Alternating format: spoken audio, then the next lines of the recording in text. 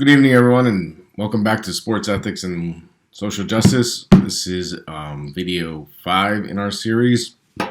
Today, we're going to be talking about violence in sports. Okay, violence both on and off the field, the pitch, the court, whatever it is. Okay, so the first question I need to ask you is violence in sports ethical? Right? Sports ethics. Is violence in sports ethical?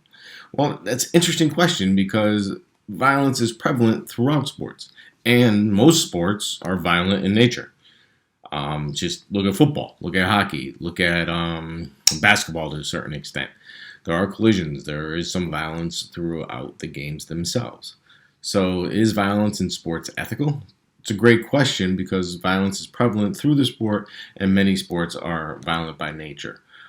Well, my question is geared more towards what about extreme violence? What about a violence outside what is assumed by the athlete? Okay, so the first question we need to ask ourselves is what is extreme violence? And I think, the answer to that question, we all know the rules of the game. We all know what's acceptable within a game.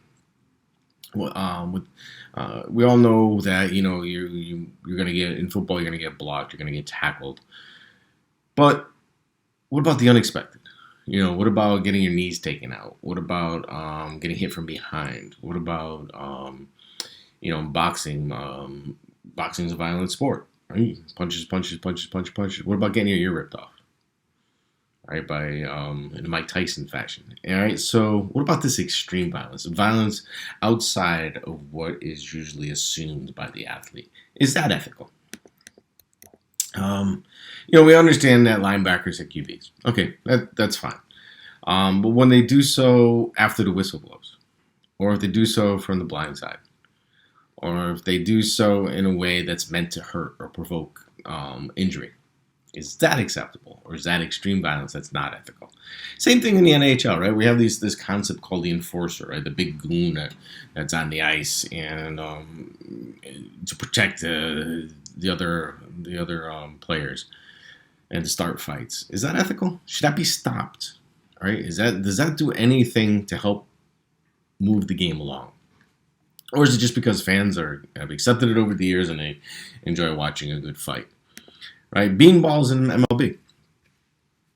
I mean, that's violence in sport. That's extreme violence. Right? We kind of talked about this in the last video.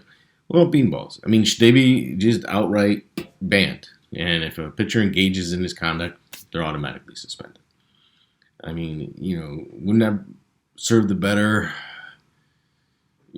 good of protecting all the players? I mean, or is that extreme violence that is unethical?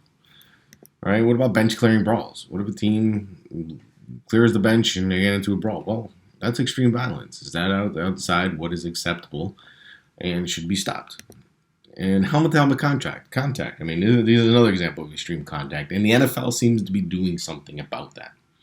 Right? They're coming down on helmet-to-helmet contact. And I don't think it's because they thought it was unethical. I think because it's caused concussions. And I think because of these concussions, and the NFL has been held liable and paid out a lot of money. I don't think they did it out of goodness of their heart. I think they did it out of goodness of their wallet. But that's just my opinion. So let's think about this stuff. Is violence in sports ethical? Yeah, I think to a certain extent it's assumed, right? We assume they're going to get blocked, tackled, hit, whatever it is. But what if it's outside the rules? What if it's extreme? What if it's a beanball? What if it's a bench clearing brawl? What if you get knocked out by an enforcer? I mean, that's kind of what we're talking about today. And what we're also talking about is violence both on and off the field, pitch, court, whatever it is. Okay? When we talk about violence on the court, on the pitch, well, that's assumed by the other athletes.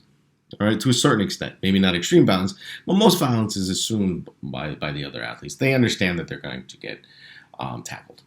Right? They understand that they're going to get body checked.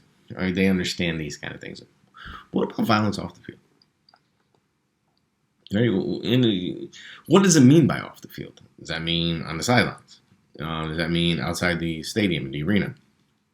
What about these kind of violence that happens in different settings? Okay? And what about punishment for violence that happens on the court, on the pitch, on the field, and punishments outside for violent offenses? Right? These are the things we're going to talk about and think about during this video. All right? When we're talking about violence and conduct that happens both on and off the field, the NFL has been pretty much a leader in this. I remember writing an article probably like 10 years ago already on the NFL's personal conduct policy. Right? What is the NFL's personal conduct policy? I've attached it to the to Blackboard. You might want to take a look at it. And the NFL's personal conduct policy ensures better behavior from players both on and off the field. I should say from, not form. To ensure better behavior from players both on the field and off of the field. So the NFL is encroaching upon what players do outside of the sport. Right? They want to control and have a policy in place that affects how players act outside of the game. Right? And my question to you is why? Should the NFL have the power to control your actions off the field when you are not at work? Or should they have that power? Should they have the power to control your actions when you're not at work? When you're doing something at home, when you're driving your kids to school, when you're going to the gym, or whatever it is. All right? Should the NFL have the power to control your actions on and off the field, not filed, on and off the field when you are not even at the stadium, at the training facility or anything like that? All right. Violence in sport. Now, this whole thing came about with personal conduct policies. Stem from a lot of violence that was happening, players getting into these engagements that weren't necessarily for the best interest of the game. And a great example is the Pistons versus Pacers game in November of 2004. I've attached a link to Blackboard. Take a look at it. It's 12 minutes long, but take a look at it, right? And what it basically happens is that, Ron Artest and Wallace get into a little pushing match. There's a hard foul. There's not a hard foul. There's a little push. Ron Artest backs away. I'd back away from Wallace too. Ron Artest backs away and goes and lies down on the scorer's table. While he's lying down, a fan throws something at him, hits him. He reacts by going into the stands and getting into a fight with a number of various spectators. All right, all their players from the team, from the Pistons, from the Pacers, also go into the stands and get into various altercations with various spectators. Wow. Right, watch it. It's interesting. But my question to you, as a sports executive, as a sports manager, what do you do when something of this magnitude happens? I mean, how do you handle this? At the time, the commissioner, David Stern, he handled it in a way that was harsh, right? He came down hard. He said, nope, we're not going to engage, let this conduct happen. We're going to come down hard on these players. Suspensions were immediately put in place, some of them for over 140 games. It was totaling 140 games for all the people involved. He suspended people for the rest of the year. When you suspend somebody, think about that. You take away their livelihood. You take away, because they're not going to get paid for the rest of the year. So is that a reasonable thing to do as a sports executive, to take somebody's pay away from them when they engage in this conduct? Interestingly, about what happened during the Pistons versus Pacers, the players went into the stands. The question then became, does the commissioner have the power to sanction these players? Have the power to suspend them? Have the power to fine them? All that kind of stuff. Since now they're off the court. All right. Interesting question. It was handled in an interesting way. The Players Association fought on behalf of the players, saying that the commissioner, David Stern, did not have the power to punish them as they went into the stands. Interesting read. Review the video. We'll talk about it a little bit more on Friday. All right. I have some questions about this instance ready to go for Friday. All right. Violence in sports. All right. Most of the leagues set up rules and regulations, right? And they do this to allow the participants to fairly compete with some assurance that it is safe to do so, right? They're going to compete. They're going to assume certain things are going to happen to them, but they're not going to assume things that are out of the ordinary, right? It allows fans to fairly compete with assurances that it's safe for them to do so, right? And rules and regulations are there to regulate competitions, right? All participants, everybody on the field, the pitch, the court, whatever it is, agree to certain measures of conduct during the competition, right? So these rules and regulations are put in place to make sure that everybody's on the same page and to assure a certain measure of conduct during the competition. Think about this. For those of you who have me for sports history, the NCAA was established in response to the number of student athletes who were getting killed.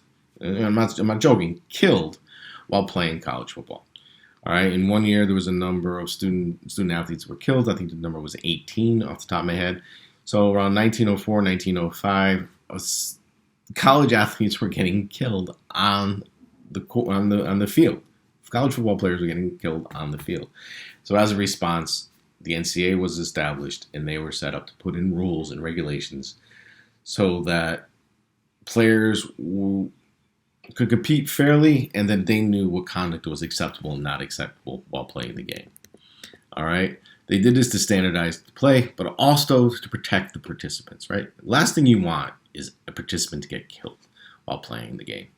It just doesn't make any sense. That's not the point of the game. And think about this. You're a parent and send your child off to college, and you find out they get killed playing football on the weekends. Well, that's not going to make you too happy. All right, so these rules and regulations are put in place to standardize play, protect the participants, protect the athletes, and directly regulate participation violence. And that's what a lot of the NCAA rules initially were about, to regulate participant violence, to get rid of some of the extreme violence that was occurring. My question now is, but there are rules in place, but are they made to be broken? Right? The NFL, fighting is prohibited. The NHL, fighting is prohibited. Well, you never know it. Right? It's prohibited. We have, major and minor penalties when players engage in these fights. Well, it's also encouraged, isn't it? What about the NBA? There's hard fouls. Right? What do we do about that? Right? Should you be able to hard foul somebody? Is that extreme violence? Is that outside of what somebody or a player or an athlete assumes while playing the game? Is that extreme and therefore is unethical and therefore shouldn't happen? And the league should do something about it. There are two types of rules. Prospective rules are the first ones. And these prohibit particular type of actions during the game, match, whatever it is. Right? They prohibit certain types of actions during the game.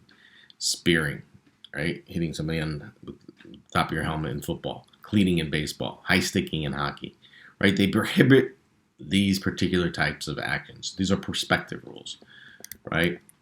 These rules are for the safety of the participants and to prevent athletes from intentionally harming another, right? So if I ask you on the quiz, of course this will be a question on the quiz. Let me write it down.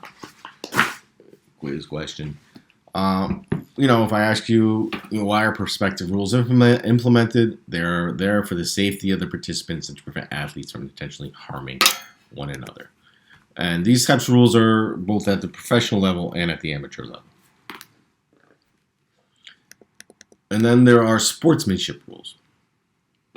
And this is kind of what we talked about in last week, right? Sportsmanship. What is sportsmanship? And there are sportsmanship rules, and they are instituted to encourage participants to play within the rules in a sportsmanlike manner, right? They promote ethical conduct. Right? These rules are implemented to promote ethical conduct and prevent violent behavior. So sportsmanship rules, another question on a quiz, are instituted to encourage participants to play within the established rules, in a sportsmanlike manner, and to promote ethical conduct and prevent violent behavior. You do all that, that's probably a 5-point question. All right. Sportsmanship rules encourage sportsmanship, establish fair play, and are established to prevent injuries and establish proper decorum. That's pretty much it. Okay, so you put all that in on the quiz, and you're good. All right. Some examples: sportsmanship rules. It's my mom. Golf: don't touch the ball while it's in play. MLB: don't argue with the umpires. The NCAA has a ban on exclusive celebrations. So these are kind of like those sportsmanship rules. You don't touch somebody else's ball while it's in play. You don't argue with the umpires, and you don't get any excessive celebrations because it's not cool. All right, celebrate but not excessively. All right, you also got to think about violence in sports. What can happen to someone who engages in this activity on the field, on the pitch, on the court? Can they be sanctioned both civilly and criminally? It's something interesting to think about. And what am I talking about? Right, civil sanctions. Right, so you do something on the field. You bean somebody with a baseball. You hard foul somebody. You take out somebody's knees in football. You do something outside what is usually accepted, what would be considered extreme violence. Can you be sanctioned civilly? Right? Can that violent offender be held financially responsible for any damages they may cause? That's an interesting question, right? It has. All right, there have been instances where violence, extreme violence that happens on the court, on the pitch, on whatever, has resulted in civil sanctions, civil money being paid to the person who was the victim. All right, by the violent offender or by their team. All right, perfect example is Rudy Tomjanovich. He was a player a while back for the Rockets. He was punched. There was a skirmish going on. He was punched and ended up getting extremely disfigured by the punch. And he ended up suing the Lakers, the team that they were playing against, the Rockets were playing against, and he ended up with a $1.8 million verdict. All right, so there's a video on this. Watch it. See if it's extreme. It's outside of what is normally accepted within the game of basketball. And again, we'll talk about it on Friday.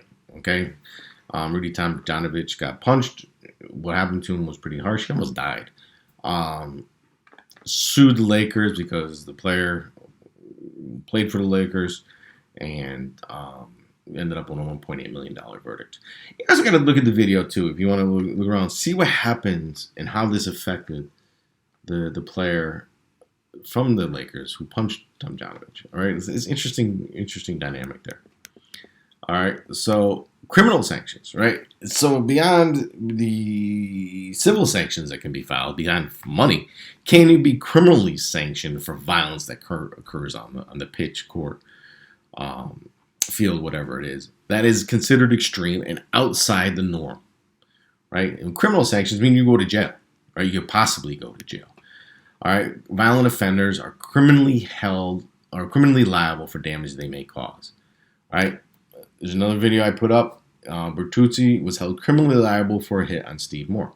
Now, watch this. All right, this is an instance where this hit was so violent and caused such damage that he was held criminally liable, or probably for the hit that he put on the other player. Right, it was building up throughout the game. But the hit, it was from behind. He drove his head into the ice. Ouch. I mean, watch it. Again, we'll discuss it on Friday. My question will be on Friday, should he have been held criminally liable? And then we're going to discuss how things are handled differently in Canada as opposed to the United States. All right, the United States were a little leery of holding players criminally liable for things that happen on the court, on the pitch, on the ice, whatever it is. Canada, a little different. All right, and you understand that these violence in professional sports happens. It's this win at all cost attitude. We go above and beyond what may be acceptable by the player, other players. And it leads to things like, Sprewell choking his coach back, 15 years ago, right? Just getting frustrated during practice and ended up choking his coach. Well, That's extreme. That's outside the norm. What should happen to Sprewell? He was, again, David Stern came in and laid the hammer down. But interestingly enough, if you guys remember Dick Butkus, he was a linebacker for the Chicago Bears in the early 70s, early to mid 70s, late 60s, early 70s. Interesting quote. This is the mindset of the players. I never set out to hurt anybody. I never set out to hurt anybody deliberately unless it was, important, like a regular season game or something. Interesting quote, right? I'm not going to hurt anybody unless I hurt somebody. Basically, was what he's saying. But it's that win at all costs, this mental attitude that we have. But we need to control it in some instances. We can't get too extreme because that's outside the norm. All right, amateur sports, there are rules in place just about everywhere regarding violence. Little League, Pop Warner, AAU basketball, they all have some form of rules that regarding proactive and sportsmanlike conduct on the field. Now I want to talk a little bit about violence off the field, right? Violent activity that happens off of the field and how that should be handled by the leagues, by the teams, by the other players. All right, when I talk about violence, one instance is domestic violence. What should the leagues do with regards to domestic violence? Now, you guys as sports executives, sports managers out there are going to have to put policies in place to handle the issue of domestic violence. All right, because it is prevalent. It's prevalent throughout sports. All right, my question is, should the professional leagues punish or suspend players who engage in such behavior? And my attitude on this is unequivocally yes. Yes, we cannot allow these things to happen. You as sports leagues, as sports executives, as sports managers need to make sure that domestic violence it's not become part of your culture. All right, remember the Ray Rice incident a few years ago.